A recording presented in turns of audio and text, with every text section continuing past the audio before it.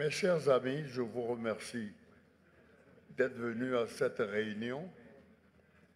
Mais ce qui m'a déterminé à mettre l'accent sur, au fond, parce que quand vous regardez les films, ce que Hollywood nous propose maintenant, il n'y a que la violence. La violence, la violence, la violence, c'est ça. Or, la violence a commencé, comme disait Aimé Césaire, qui est mon maître à penser. Aimé Césaire dit « L'Europe occidentale est comptable devant toute la communauté humaine du plus haut tas de cadavres de l'histoire. » Et ça a commencé avec Christophe Colomb. C'est, au fond, ce sont les gens au fond de ce qu'on appelle la péninsule ibérique qui ont donné de l'argent et envoyé quelqu'un découvrir le Japon, et sur le chemin, il a découvert l'Amérique. Quand il arrive là-bas, il est vrai que l'Europe avait une supériorité. Ils arrivent là-bas, ils voient des gens presque nus, avec des javelots, des flèches, et il dit, mais comment? Mais ils avaient beaucoup d'or. Et immédiatement, il dit, bon, portez nos bagages, parce qu'il suffit de quelques coups de fusil pour que les flèches et tout ça soient totalement, on peut dire. Et quand ils s'en vont, on voit ici, et c'est le Dominicain qui était avec eux, quelqu'un donc qui est de leur groupe, qui dit, mais les gens portent vos bagages et les enfants que les femmes ont au dos se mettent à pleurer, vous dites, ben, ça m'empêche de dormir, tu prends l'enfant et tu l'assombres contre un rocher. Et il a écrit ça. Après, ils arrivent dans un village. Dans un village, il y a une femme qui passe avec son enfant dans le dos. C'est une histoire réelle. Il se trouve qu'ils ont des molosses, des chiens, qui n'ont pas mangé. Quand il voit passer la dame, il enlève le bébé du dos de la dame, coupe en deux et donne à manger au chien. C'est ce qui s'est passé réellement. C'est comme les journalistes que vous êtes là, vous dites voilà ce qui s'est passé. Comment il les découpe, les chiens se mangent. Et donc les Espagnols sont précédés d'une réputation de barbares qu'on a peine à imaginer. Alors les gens, évidemment, quand ils arrivent dans les villages, ils prennent leurs flèches, leurs arcs. Mais eux, ils ont des fusils, ils ont des mitrailleuses et des canons. D'un côté, il y a quelqu'un qui a des arcs, des flèches, des javelots, et de l'autre, quelqu'un qui a des fusils, des canons. Il n'y a pas photo. C'est ce qui fera dire à Mao Tse-tung, le pouvoir désormais est au bout du fusil, c'est plus au bout des arcs, des flèches. Et alors, quand ils arrivent, il dit comment? Ils nous attendent avec leurs flèches. Ils tuent quelques-uns et coupent les mains de tous les autres pour dire vous allez manger avec vos pieds. Après, on voit les choses ici, bon, c'est là. Un autre témoin oculaire qui a écrit un livre que tous les intellectuels doivent avoir, c'est Alexis de Tocqueville. Il est parti en Amérique. Et ce qu'il a vu de ses yeux l'ont tellement horrifié qu'il a écrit son fameux livre de l'Amérique. Mais il dit, mais quand tu vas en Floride, il y avait des gens qui habitaient là-bas, on les appelait, comment dirais-je, les Séminoles. On les tue tous. On n'appelle plus la Floride séminolide, non, c'est Floride. Ensuite, il y a des cris. On les tue tous. Ainsi de suite. Mais ce que les Américains ont de curieux, c'est que de temps en temps, ils aiment garder le nom d'un État. Je m'en vais au Kansas, tu vas au Kansas, il n'y a pas un seul Kansas, on les a tous tués. Et c'est la même chose pour ce qui concerne les Missouri. Devant Missouri, il n'y a plus aucun Missouri, tout tué. Et c'est la même chose également pour les Illinois. Les gens de Détroit, tout ça, là, les tués tous. Avant habitaient les Illinois. Quand j'étais à l'université de Harvard, à Massachusetts, il n'y a pas un seul Massachusetts. Hein. Tous sont depuis longtemps, on peut dire, disparus. Et enfin, tous les autres, là, de l'autre côté, ils ont tous tué. Bon. Et comme disait Alexis de Tocqueville, quand les gens qui sont venus de l'Atlantique auront atteint le Pacifique, il n'y aura plus d'Indiens. Et en Amérique du Nord, là où se trouve Trump, qui dit que lui, il a la force, quand dans comment dirais-je, dans le combat qu'il a eu à livrer contre Kamala Harris, il dit, oh Kamala Harris, toi, les gens qui te soutiennent, ils mangent les chiens et les chats, ce sont des nègres qui viennent. C'est ce qu'il a dit. Vous l'avez tous entendu.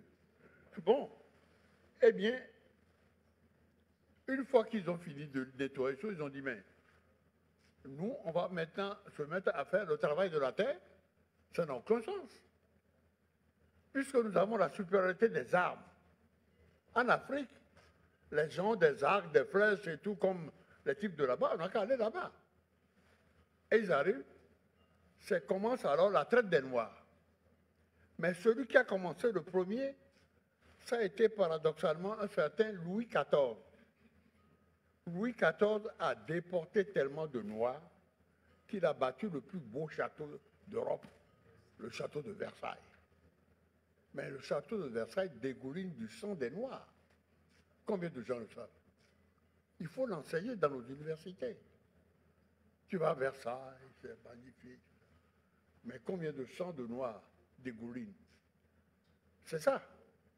Et c'est Colbert qui a amené tout ça.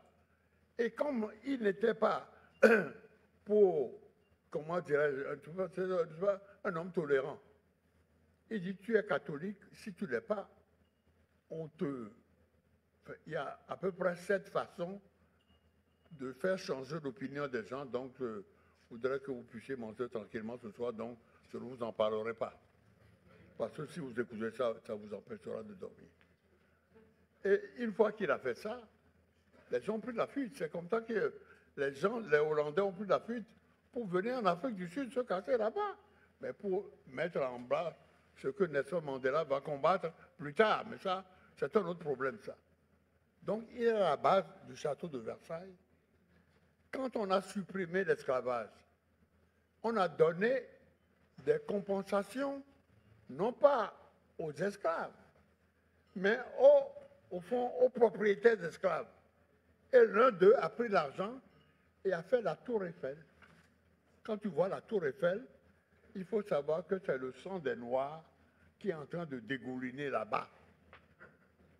Versailles, tour Eiffel, et pour finir, il y a au fond là où se trouve le président de la République, c'est-à-dire au fond l'Élysée.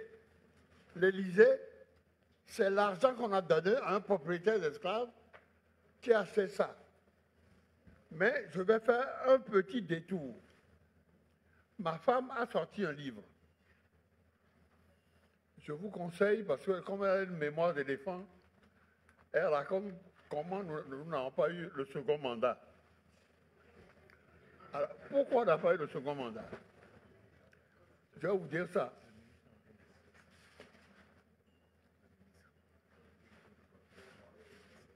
Bon, mais quand même, je crois que mon fils ne voudrait pas qu'on en parle, mais quand même, je voudrais... Non, mais parce que, voilà ce que... Parce que... Oui, d'accord.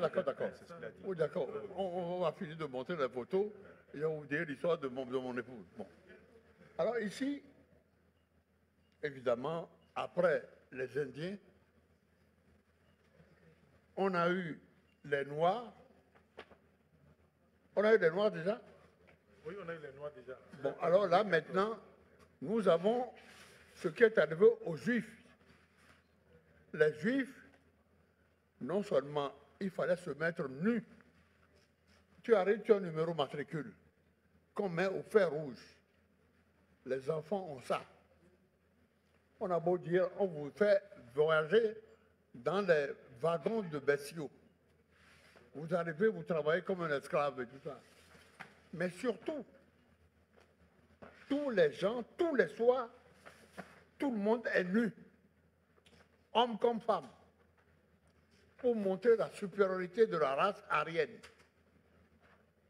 Et une fois qu'on a fait ça, je crois que on vous montre comment, ici en bas, complètement, il y a un docteur qui s'appelle Karl Klauber. Il a sévi en Namibie. Non, du moins l'un de ses lieutenants. Il enlève tout ce que les petits ont entre les jambes là, pour faire des expériences, puisqu'ils sont appelés à mourir. Il fait ça pour les femmes aussi. Et quand je suis arrivé en France, puisque mon cousin le général Soglo était l'aide de camp du ministre de la Guerre, les gens nous disaient, voilà comment le peuple français, ce qu'il a pu souffrir. Non. Alors, une fois on voit les Juifs, on dit, vous allez aller prendre une douche. Et le type croit effectivement qu'il va aller prendre une douche. Il rentre dans une salle de bain, et au lieu d'avoir de l'eau, c'est un gaz qu'on appelle le gaz cyclone, qui sort, il aspire ça, il tombe, il meurt, et après, on va le mettre dans les fours crématoires. Alors, c'est ça que vous avez complètement en bas.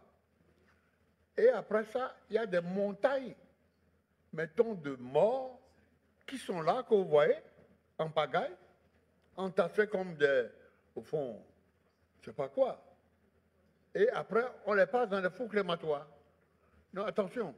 Non, mais avant, non. La dernière chose que je veux montrer, c'est complètement à la fin. On voit un cadavre d'un juif. Mais quand tu tues un mouton et que tu enlèves la peau, non? Ils enlèvent la peau des juifs. Et on enlève, avec la peau, on fait des abat-jours en peau humaine. Vous voyez ça au bout. Et dans le Miami-Mon, le fils, nous sommes les c'est vrai. Voilà ce qu'on appelle la civilisation occidentale, et c'est pour ça que Aimé Césaire m'a dit non. L'Europe est comptable du plus haut tas de cadavres de l'histoire. Il n'y a pas que, c'est vrai. Alors vraiment, je voulais, avant que vous ne partiez, que vous partagiez pourquoi j'ai éprouvé le besoin d'écrire ce livre-là. Parce que quand tu as quelqu'un qui dit ce qui est arrivé aux Indiens, ce qui est arrivé aux Noirs, et ce qui est arrivé aux Juifs, mais il faut que tout le monde le sache. Alors je m'excuse de vous avoir infligé des photos qui vont vous empêcher de dormir, peut-être certains d'entre vous. Alors merci beaucoup. Merci infiniment de votre patience.